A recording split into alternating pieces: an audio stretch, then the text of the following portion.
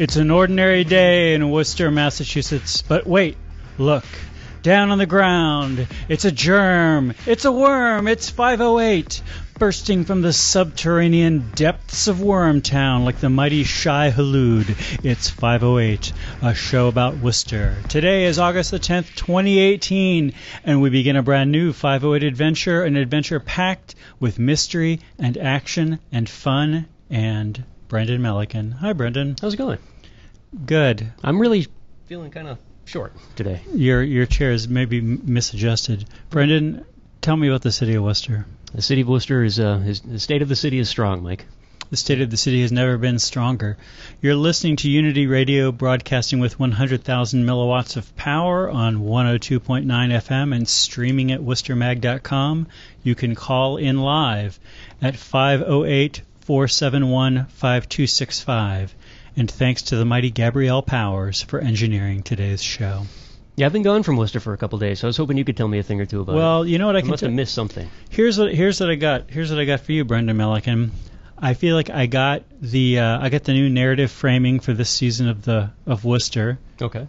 As we imagine Worcester's a TV show, I figured out how we're going to frame it, or I have a suggestion. Let me put it that way. Maybe we're going to do it, maybe we're not, but this is a suggestion.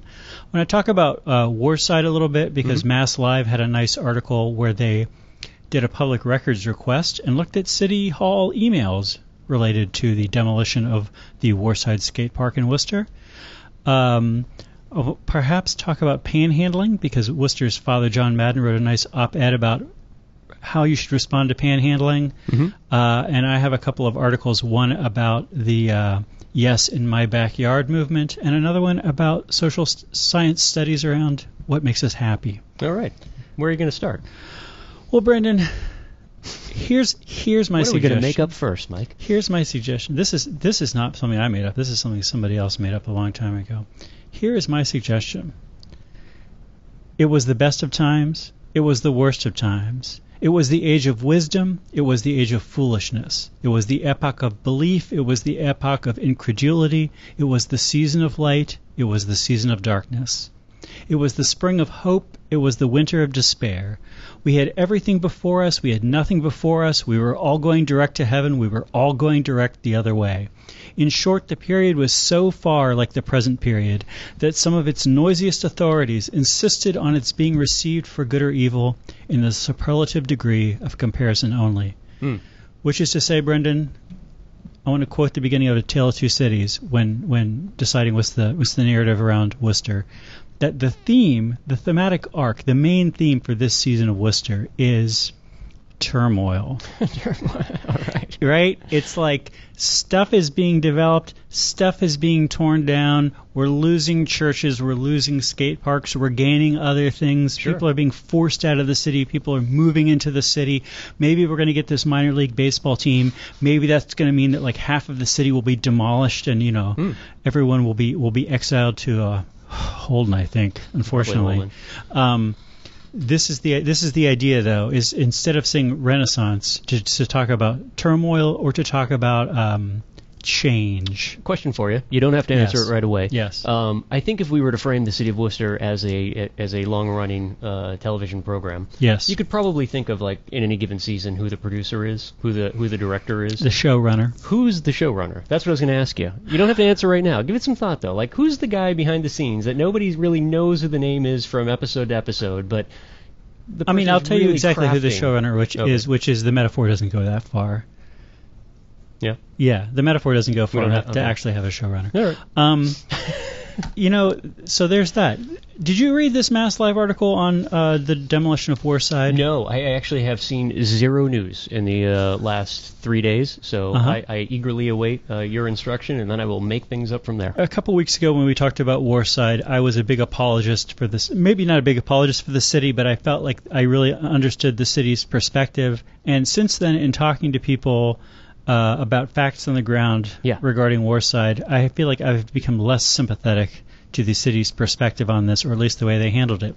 Here's an article called Worcide Will Not Live in Vain. Skateboarders vow to build again after city demolishes their skate park. This is by Melissa Hansen, who writes for MassLive.com, who continue to just do a great job as far as covering Worcester.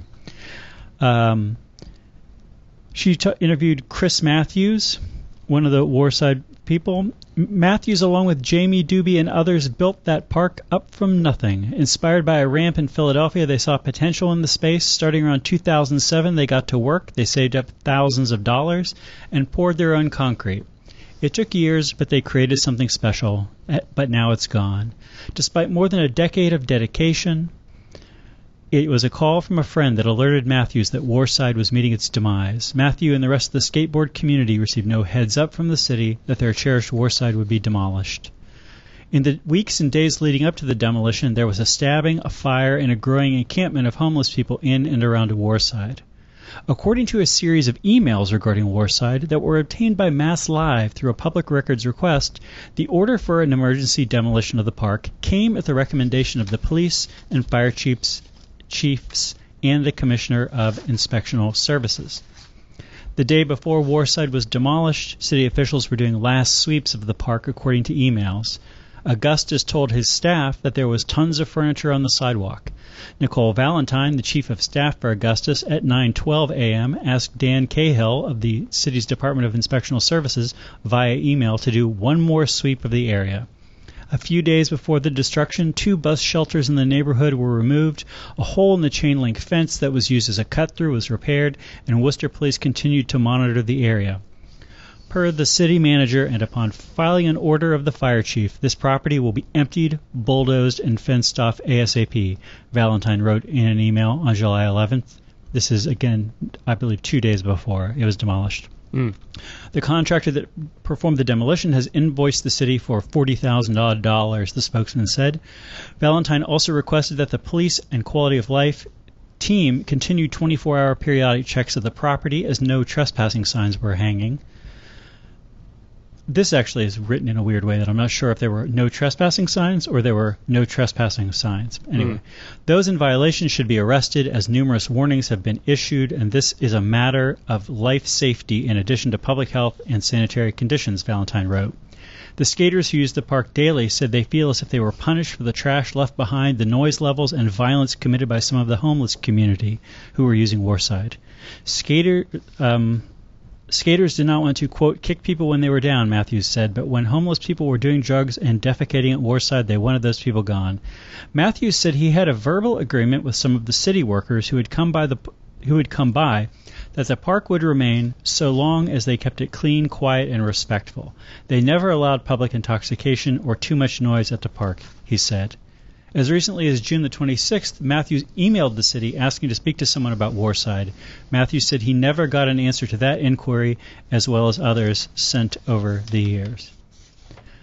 That last part to me is especially interesting, but Brendan, I'm curious if you have a reaction to this. Yeah, no, and again, that's the first time I've heard any of that, and to me that it just shows a complete lack of foresight and just generally speaking, terrible optics for the city, right? Like, I think we've talked about this, but not on the show. Like, how many years have we spent collectively listening to city councilors waste oxygen at city council meeting about their constituents being scared of skateboarders on the sidewalks or on the plaza behind City Hall, like the Common, what used to be a reflecting pool but is now an oval or something. Like how often do we've had lawsuits that have gone. The answer is about 300 years. About 300 years worth, and then we've had lawsuits that have made their way all the way to the federal level about things like panhandling, and that is at least an accessory to homelessness and whatnot. Yes. So the solution to those problems is now take a bulldozer to them and push everything back out on the street, right? Like, I'm not suggesting that the city should just turn a blind eye to skateboarding if it's going to result in people taking over, just co-opting property, right? Like, I get the DIY ideal, but there's going to be a balance, I guess, between the two. It is the city's property, right? But if the result of what you're accomplishing by bulldozing a property is to reinvent the problem that these cats solved for you. Like, these cats did more on their own over 10 years than the city council did over 300, according to you, in terms of keeping skateboards off sidewalks, terrorizing old ladies. Your question was how long have we been listening to city councilors waste their breath? And the answer is basically 300. As long as we've been a city. Okay, it's only been about 60 years that we've been complaining about skateboarders on sidewalks then. And I think that's the only takeaway that I have. You should talk more into the mic. That's the only takeaway I have from any of this is just that the city's solution to a problem, one small problem that was not really visible to anybody, was to create even bigger problems that they have been incapable of dealing with across the city for decades. I don't understand how that's a solution to anything. I want a Monday morning quarterback part of this. I want to invite you too, Brendan Melican, to Monday morning quarterback this. Also, people who want to call in live at 508-471-5265, you want a Monday morning quarterback this. This part at the end where Chris Matthews said that he had emailed the city repeatedly over the years, and even in June had emailed the city asking to talk to somebody at the city officially about this and never got a response. Yeah, no. Well, I mean, that's going back to my original point, right? Like, I can at least pretend to be sympathetic to the city's argument that this is, not property that people can just come in and start pouring concrete, right? Like that. But if you get the people who've been doing that, you've been ignoring them for 10 years, and they're the ones that are actually instigating some degree of outreach and communication, and you continue to ignore them, and then go about demoing something that creates more problems than it solves, I just don't see how that can be viewed as a competent administrative tactic by the city's administration. That just seems absurd on so many levels. I want to flip it around and say, Brendan Melican, if you were running an unlicensed skate park in a vacant lot in Worcester, and you decided, you know what, I want to try to make contact with City Hall, how would you work City Hall in order to legitimize yourself, make some kind of peace treaty, whatnot? Well, yeah, I mean, that's the difficult part. But from what I understand, and I'm gonna claim ignorance prior to this event. In hindsight, I've learned that there are models for DIY parks across the country, right? Well, that's not my question. I know that there's models, but I think that probably is what should have happened earlier on, right? Is a relationship, a formal relationship with the city, because the city kind of did encourage bad behavior. From what they're saying is now bad behavior, right? They encouraged it for 10 years because it wasn't a secret, right? Like we've had cover stories in Worcester Magazine, right? Like, this is not a secret to anybody. So then it becomes like, how do you deal with it? And you deal with it in a productive way. And maybe that includes reinventing the wheel a bit and saying, hey, look, you guys can do your own thing. Like, I don't know, we'll send a supervisor from parks down every once in a while to make sure that there aren't rusty nails coming out of your home poured concrete and what have you. There's a million ways we could hypothesize how that relationship should have been formed between the two parties. Here's what I want to say. Monday morning quarterback on this. I want to say Chris Matthews should have talked to a city councilor. Mm-hmm. We talk about how they're basically just LARPing ombudsmen, that a lot of what they're doing is LARPing, live action role playing, voting and doing this and that and handing out keys to the city. It's a lot of fun, but it's not really impacting anything. But they're also ombudsmen for you, and so and they're also like in the community. So if you wanted to go talk to Dan Cahill of the Inspectional Services Department, you might not know where to find him. Right. If you talk to him on the street, he might be like, I can't really talk to you now. Like, this is my job, and I have to be like go through channels around this stuff. But your city councilor is walking down the street. If your city councilor is Gary Rosen, your city councilor may be standing in the middle of the street. And your city councilor may not be sympathetic to your skate park. In this case, I feel like the city councilor has indicated that she's not super sympathetic to it. But that's where I want to Monday morning quarterback it and say that if you're doing something like this in Worcester that's, whatever we'll call it, unlicensed, not like a big criminal thing, obviously, or the city would have dealt with it. That's where I would start. Like, if it was maybe some other things, you might start with the Department of Public Health, or you might call some other department. But just to reach out and talk to a person rather than casting emails into the void.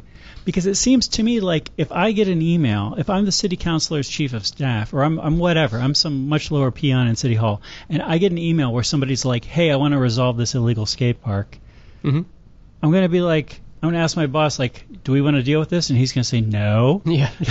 No. I'm going to ask myself, do I want to myself, like, go out on a limb and try to deal with this? Right. No. So it's got to be somebody who comes from outside that power structure, like a city councilor, who can come in and be like, Gary Rosen has said so many positive things about this skate park. Yeah. He would have been a great person to approach. And on the parks, the parks committee. So yeah, the ideal person to be talking to. There you go. Yeah. No. And I guess the only thing to add to that is, again, but I think you're right in saying that's the bureaucratic answer. Like, no, you're not going to respond to that email. You're not going to open that can of worms.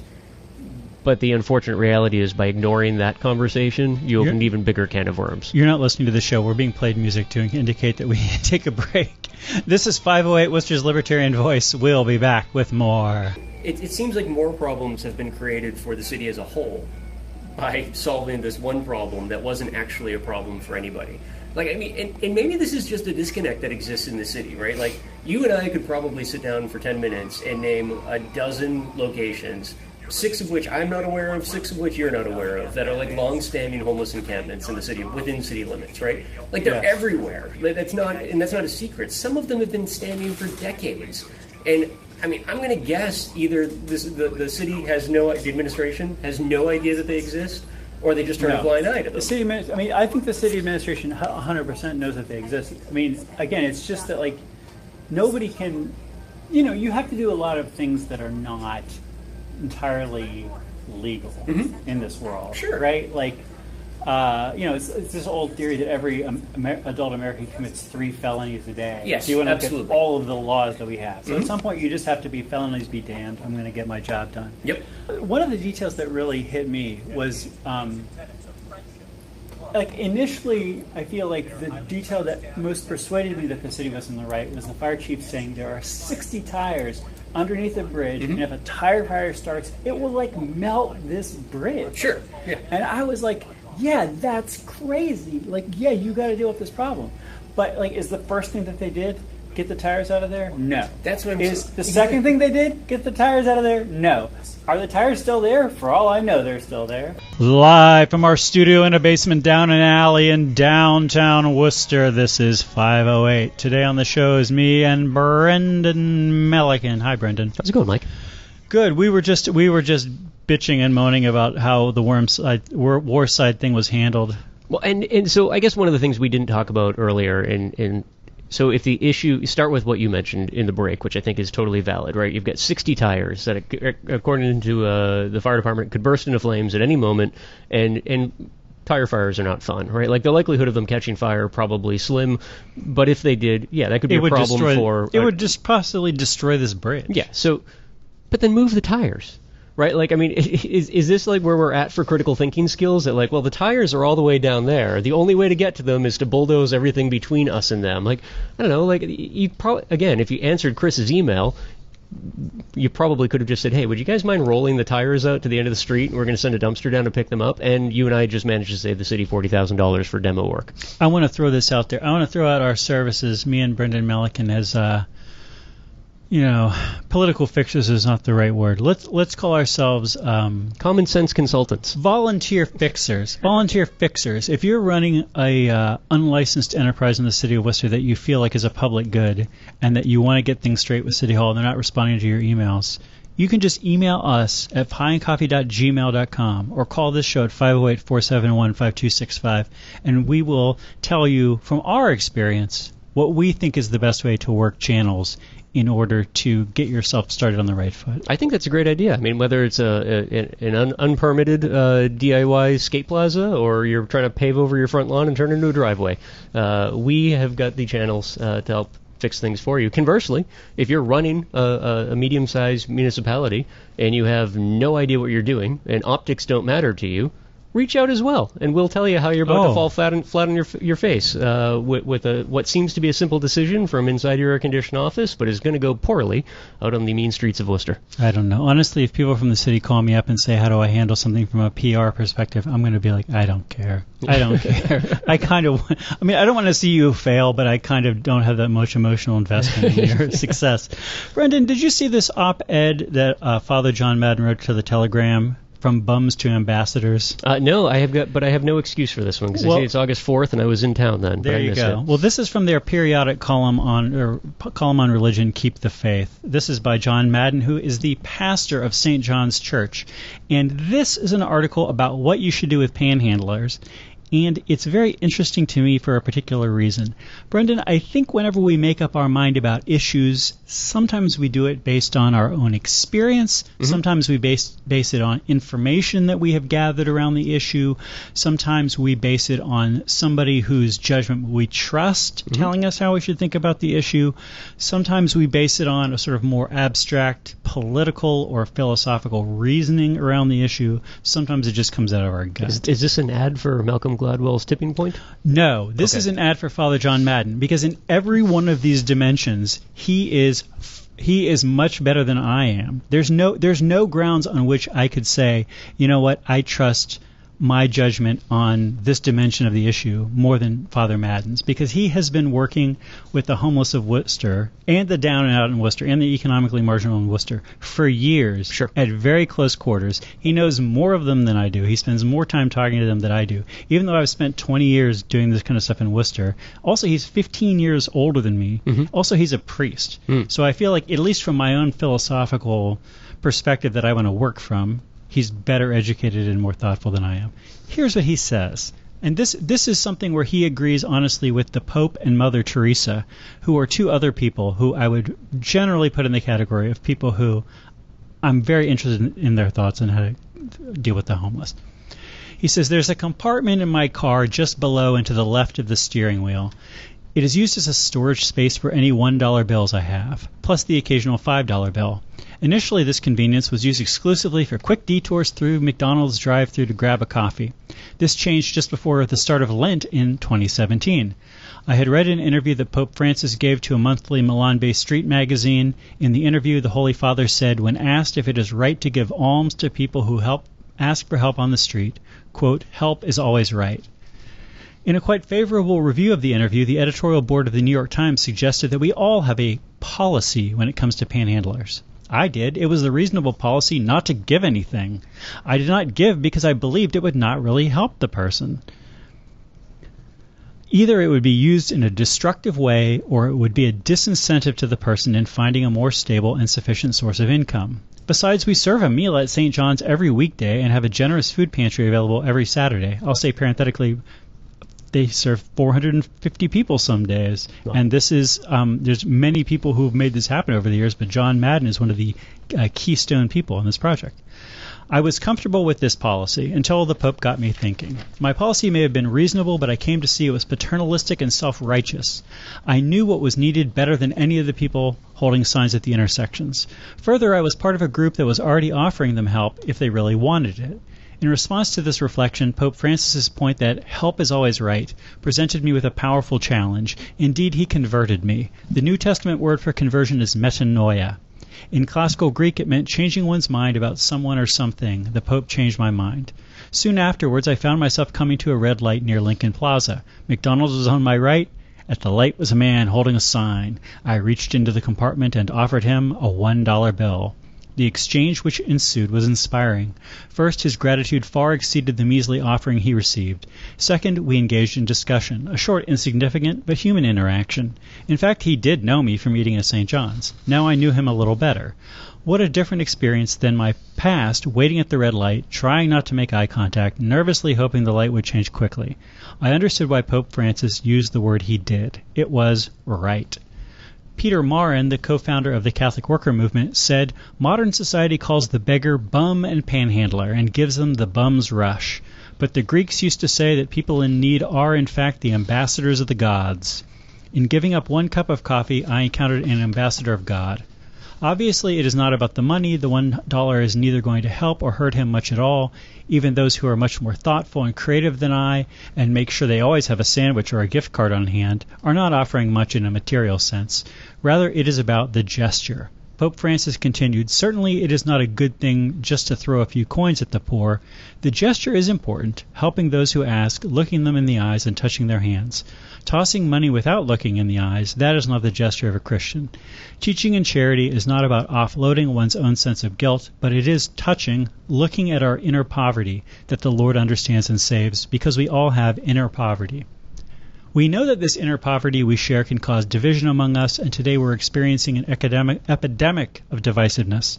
It seems that everybody is fighting about everything, since we are all in some way diseased and disabled. Maybe there is no way out of the mess, or maybe the Pope is right. All that is needed is looking at each other in the eyes, touching our hands, and reminding each other that the Lord understands and saves. Your reaction, Brenda Milliken. Counterpoint. I have no counterpoint.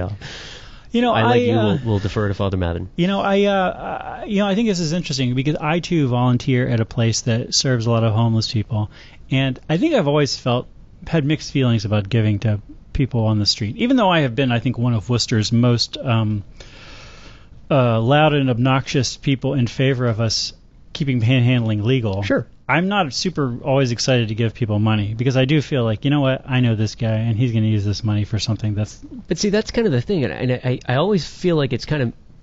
Whenever we have a conversation about panhandling, like we did as it went through a long legal process here in the city, or if we're just having general conversations, or you're just getting, basically bad advice from people who treat like panhandlers like feral animals, like don't feed the bears sort of thing, it misses the point entirely, right? Like, I've got no problem helping out anybody when I can. Like, I have a problem helping out jerks. And, like, for me, it has nothing to do whether or not somebody's standing on the side of the road with a sign. Whatever, that's not the issue. The issue is whether or not that person is a jerk or not, or in just in their interaction with me. And yeah, I'm happy to admit that, or not happy or whatever, more than willing to admit that I've given plenty of loose change, cigarettes, and other assorted things that would be in my pockets at any moment in time to people who ask for them if they seem like they need them as much, if not more, than I do.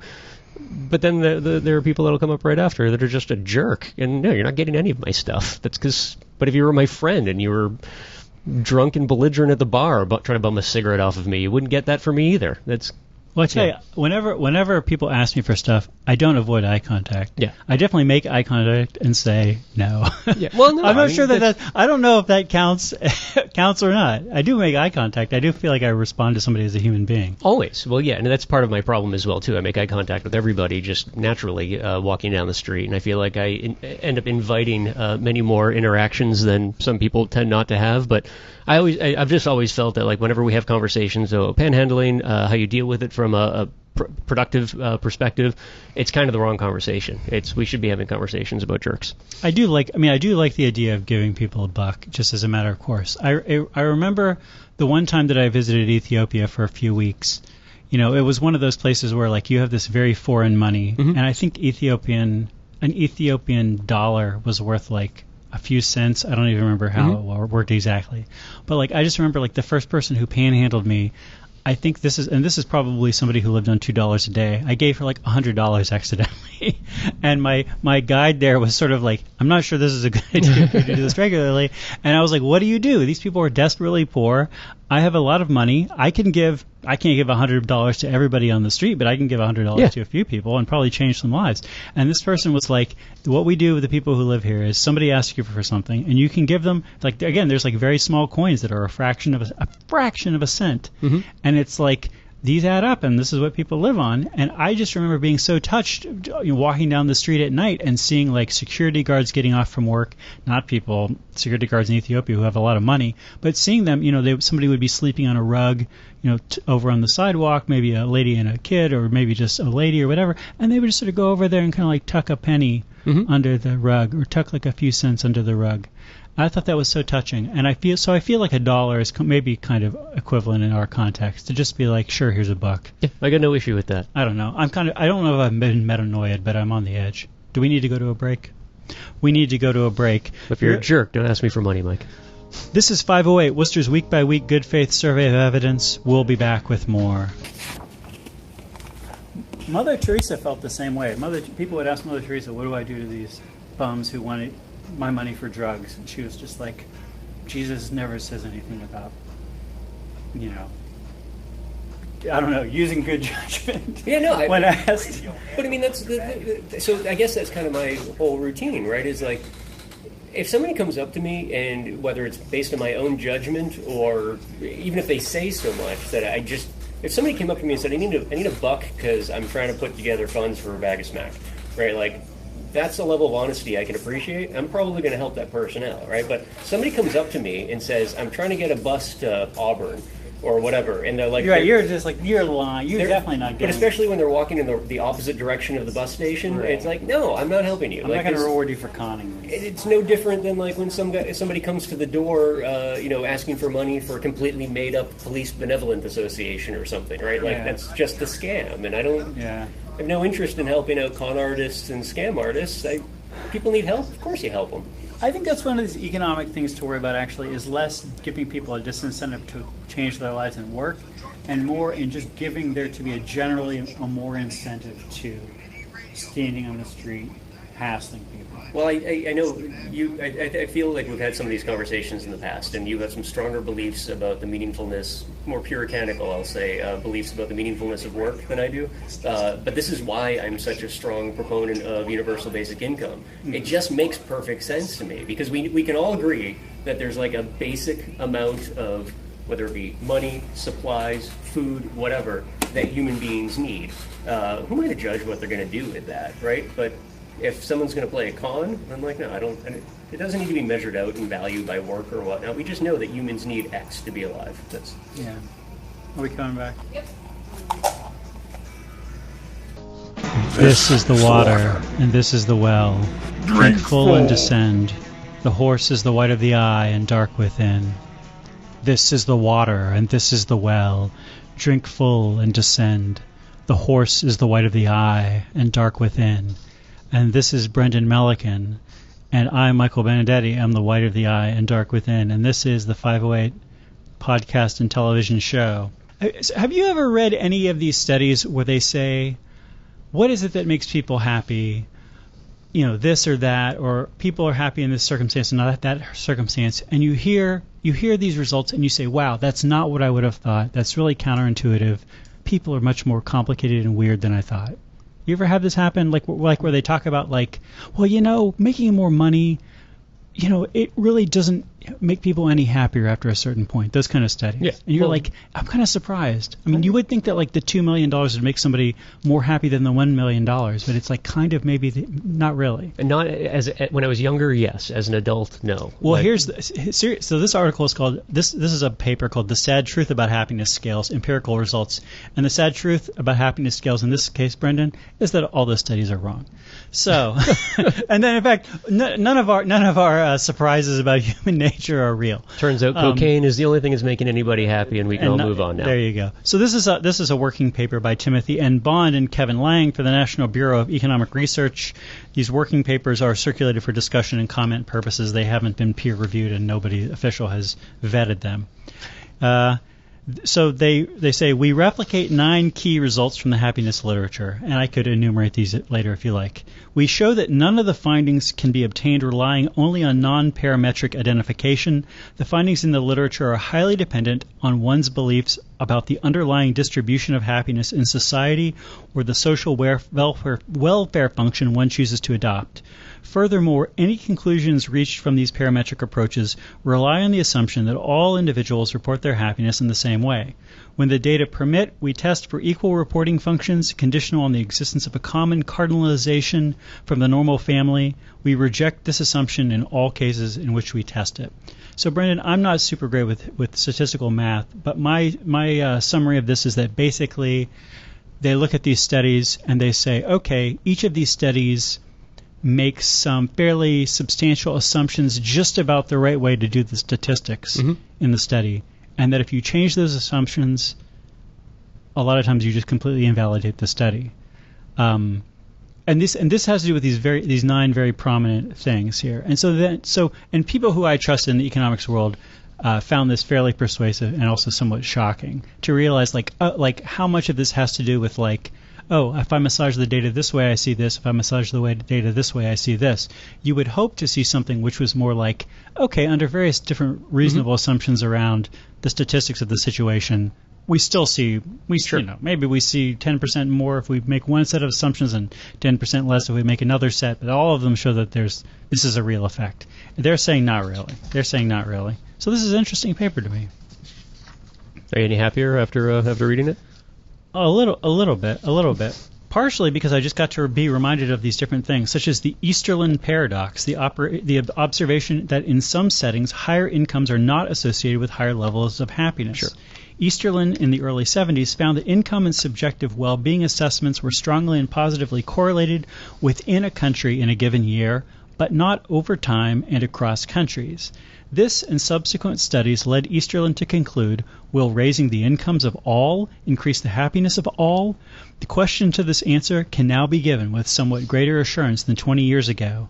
It is no. Easterlin instead concludes that the individuals judge their happiness relative to their peers and not on an absolute scale. And these guys look at that paper and related papers and say, not really. Mm-hmm. Not really, Easterlin. You know, it was a nice thought, but not really. Is there a secret to happiness buried in this paper somewhere? No. This is the thing, right? I mean, this is like saying, here's one. This is one that I think kind of actually sucks. Are you aware of the happiness over the life cycle result? Nope. There's substantial literature, Brendan, that finds happiness is U-shaped over the life cycle. Individuals begin their adulthood fairly happy, see a decrease during much of their working life, and then rebound in happiness as they reach retirement. Blanche Flower and Oswald in 2008 obtained this result across 70 countries, and there is even some evidence that it holds in apes. But that makes perfect sense, right? That shouldn't be surprising. But I think it's surprising to you because in the last segment I pointed out that you have some, what I consider some bizarro old school puritanical beliefs on work and its meaningfulness and whatnot. But work is a nightmare. It's miserable. That's not no way to enjoy life. Well, Brendan, the sad truth about happiness is that Bond and Lang find that the studies that show this U-shaped happiness function are just like, not really. Not really? Not really. Not really. Yeah, I mean, I thought that was kind of cool. Like, I felt like that was really going to be, I could be like, well, however, whatever my level of happiness in my mid-40s, my level of happiness in my mid-50s is going to be higher. Mm-hmm. So I can kind of just coast, honestly. I got this U-shaped happiness function. I'm definitely below the bottom shape of the U chronologically, but no, it's not going to happen, Brendan. No. You're just going to stay miserable? I'm going to have to try. All right. So there's that study. So you get nothing for me in terms of secrets to happiness, then, is what you're saying? No. I mean, this actually connects in with something that we talk about all the time, which is the alienation in our society and the unhappiness in our society, that even in the midst of plenty and of miracles, we have such struggles. Mm-hmm.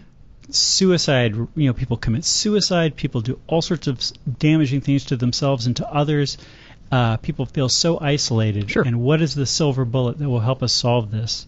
And even just wait a while and you'll get happier doesn't work. No. Not according to these fellas. That part actually makes sense. But, I mean, there's probably something to be said, though, too, a bit of a departure from this, that stuff we've probably talked about in the past as well, that that's also... I guess one of the problems that you'd see here, right, is like they're looking at giant groups, right, and you can't come up with the magic bullet to make a group happy, right? That's a very individual process. And in the converse too, right? Like, I mean, you're not going to figure out like a magic way to make all people miserable throughout life and whatnot, right? Like, that's an individual thing, and we don't do a good job of treating people like individuals anymore. We kind of jokingly do the whole libertarian voice of Worcester sort of thing, but I mean, if there's something to be said for classical liberalism, where like libertarian ideas come from, that's probably it. That putting some degree of weight on the individual is going to produce better outcomes over time than treating everybody like a herd. That's true. I feel like maybe one of the takeaways from this is just that we should give more weight to pre-20th century measures of happiness, whether we're talking about Aristotle or John Stuart Mill or whatever, with this idea that maybe all the stuff that we think we've learned about happiness scientifically is just a bunch of baloney. Yeah. Is just, or not a bunch. I mean, I don't want to say that this is baloney. Like, this is like legit people. One of these is by, I think, Daniel Kahneman, who's a Nobel Prize winning economist, one of the great behavioral economists of the 20th century. He's done some amazing work. I just feel. I mean, it's interesting to read this, but I also just feel deeply disappointed to realize, like, you ever see that book? That Gretchen Rubin bestseller, The Happiness Project? No. She sort of looked at these different things that were supposed to make you happy and did like one a month and wrote a book about it. It was one of these kind of books, and it was very successful for her. And like reading this study, I realized this book was just predicated on a bunch of stuff which is probably not even true. Or that was going to make her happy, but no group of people happy, right? That's well, or I mean, honestly, it might as well be the astrology project. And she's like, well, every month I'm going to go by what a different star sign says. And then, 10 years after she publishes the book, somebody's like, you know what, astrology doesn't really have any scientific basis. And she's like, oh, really? Well, I guess that book was kind of silly then. I feel like we're just towing the line of a free will argument that is going to lead us way over the allotted time that the radio station free will is free will is. I mean, this is what when we talk about addiction, I always feel like we're fundamentally talking about free will. The nice thing about free will is if there's no free will, then we don't. We should just do whatever we're doing. Yeah. I mean, actually, because you're going to anyways. Exactly.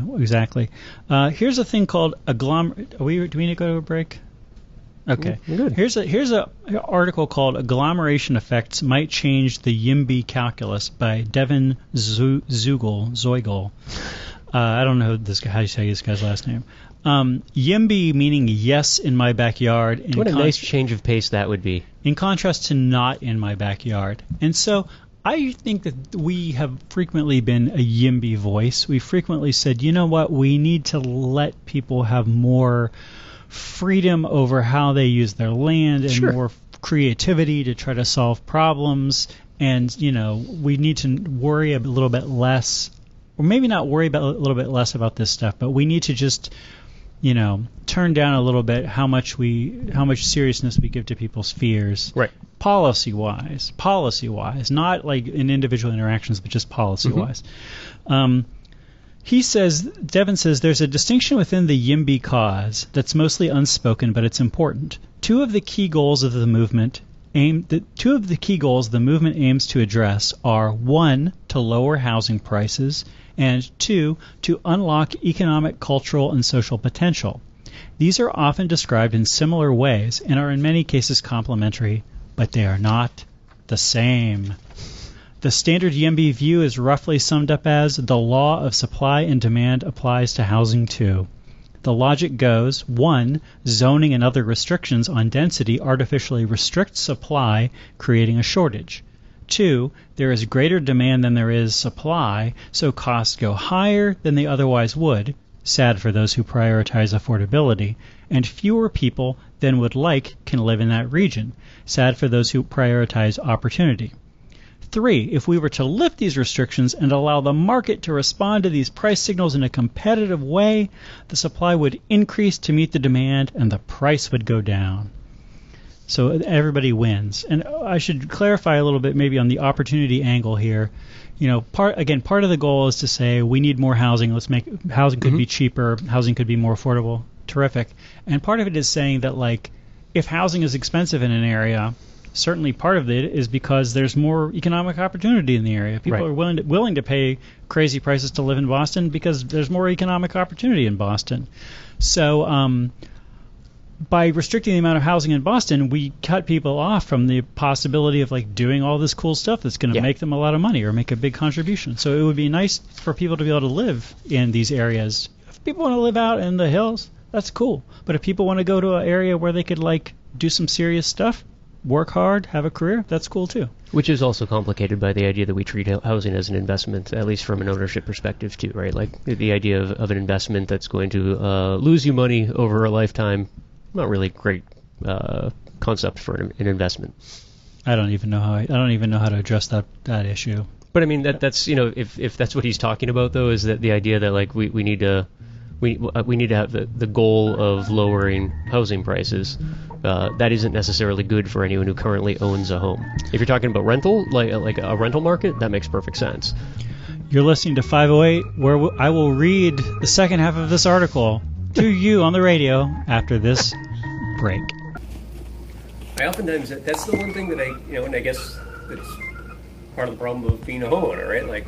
I get a little squicked out sometimes when I hear people talking about, I guess, what do we call it now? Proto-gentrification? I don't think we're in full gentrification, right? But if we're going down the rent is too damn high party line, then part of the problem with that is you're kind of ignoring one of the goals of people who bought houses at any moment before right now. Right? Nobody's bought a house to lose money, right? And if that impacts the rental market, that's a natural byproduct of any housing market. And short of rent control, like how do you deal with that? Out are the lights out all, and over each quivering form the curtain of funeral pall comes down with the rush of a storm, and the angels all pallid and wan, uprising unveiling affirm that the play is the tragedy man, and the city of worms. Live from the hidden depths of Wormtown, this is 508, a show about Worcester, in which Brendan was telling me something about housing I still don't understand. Well, no, I mean, just the idea that if you bought a house, right, would you want that if you were to buy, it's not like buying a car, right? I don't think anyone buys a house with the expectation that that property is going to stay level in terms of value, right? So that seems to be a fundamental flaw with what you're reading here. That like if he's basically stating the goal of a healthy housing market is to keep prices lower. This is, but that's a paradox within American housing, right? Is like we treat it like an investment. We don't treat it as a commodity. This is one of the theories of why, even though the idea of saying like, hey, maybe like somebody who's not rich should be able to have a house. Totally down with that. Yeah. Hey, maybe somebody who wants to go to a city and get a job should be able to like do that without rent killing them. Yeah. Okay, these are common sense. These are reasonable. Nobody would be against these. But whenever you say, yeah, and hey, your house could be worth less. Everybody's like, forget this. So this is why, this is one of these issues where maybe a few people feel intensely that this is all a good idea, and everybody else feels vaguely like this is a bad idea, which is why it's hard to get the political will together to solve this problem. This is what you would call a wicked problem, Brendan. A problem where you can state it quite easily, but the solution seems totally. Yeah, distinct. No, and I'm not suggesting at all that I think anything that you were stating prior to the break is a bad idea. It's just that seems to be the one giant hang-up that I think you would run into is as soon as you say, like, we need to find creative ways to keep everything affordable. That becomes problematic for everyone who bought into the system prior to, again, this moment in time. Well, actually, Brendan, even though he's talking about how potentially this YIMBY thing is going to make housing prices go down, he now talks about how maybe it makes housing prices go up, which for somebody who's favoring the YIMBY thing, they're not going to like this, but you as a homeowner are going to think this is great, and then you're going to support at least half of this agenda. The supply-demand model ignores something important. The value of living in a particular place is greatly determined by how many people live around it. As the number of people living in a place increases, so does the value of being there. Sure. This is often labeled the agglomeration effect. Rent for a home in San Francisco is 4 times more than the equivalent home in Kern County just a few hours away. The differentiator is that that's where more people are. Kern has 100 people per square mile, while San Francisco has 18,860. If we somehow held all other things equal and emptied out San Francisco to match the density of Kern County, the value of living here would drop dramatically. San Francisco's population density means job opportunities, deep talent pools, professional and business networks, economies of scale, diversity and convenience, and so much more. A large population supports a qualitatively different kind of economy than a smaller one. A city nearly 200 times the size of a town is not just that town multiplied by 200, it's something different altogether. The supply-demand model does not take this agglomeration effect into account. The point of this is that depending on the magnitude of this effect, increasing the supply could actually increase the cost of housing. He says these two priorities may not actually contradict each other as much as I've implied for 2 reasons. One, the coefficients of each piece are really different. Maybe agglomeration effects from increased population do increase the value of being in a place, but the conventional supply-demand curve logic overwhelms this effect by having a larger decreasing effect on prices. This seems very likely to me. Or 2, the entire bottom part of the market is cut off right now. Even if number 1 isn't true, we can still work to expand the stretch of the market through regulatory reform, technological innovation, cultural change, etc. In other words, we can try to figure out how to fit more people into the space we do have. A lot of laws exist to effectively cut out the bottom part of the market. The mechanism here is similar to the argument for how the minimum wage is in fact bad for the very low-wage workers it aims to protect. Laws like minimum lot sizes, setbacks, amenity provision, max number of occupants, etc. effectively make it illegal to build affordable housing. Many of these laws were introduced to protect people from unsafe tenement living conditions, and probably rightfully so, but some of them are definitely not for the sake of safety or consumer protection. For example, setbacks, certain aesthetic requirements, and height restrictions. If we could peel back the laws that make it prohibitively expensive to offer cheap housing, we could lower the marginal cost of building, which should in turn lower the market rate. Tokyo is a useful example here. It's experienced the same return to the city wave as other developed nations, yet land prices have remained steady. There's a reason Japan is famous for its capsule hotels and small apartments. Japanese land use policy allows and encourages it. Of course, most people would prefer to live in a big apartment than in a tiny closet-sized one, but in Japan, they at least have that option. By allowing landowners to serve the bottom end of the market, it lessens pressure on the rest of the market. By contrast, in the U.S., there's a floor to the amount of space you can offer someone. Again, this regulatory impulse comes from a good place. It can be legitimately dangerous and unsanitary to cram people in tiny space, but we could go much farther than we currently do while still maintaining a baseline level of safety and comfort for everyone.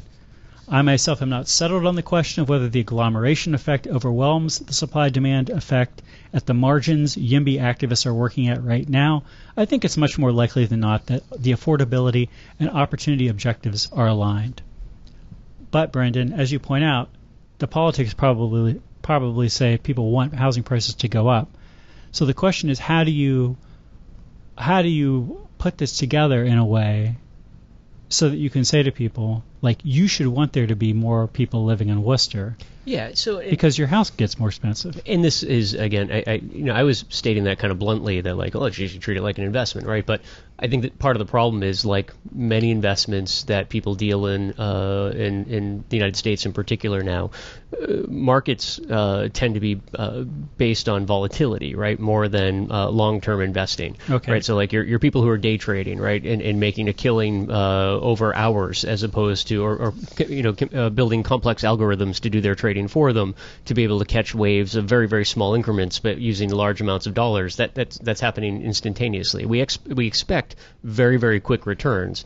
As a homeowner, I wouldn't mind a bit, because I don't plan on going anywhere. If it took a decade, 2 decades, an entire lifetime to see a reasonable increase in an investment, to me that seems a little bit more normal.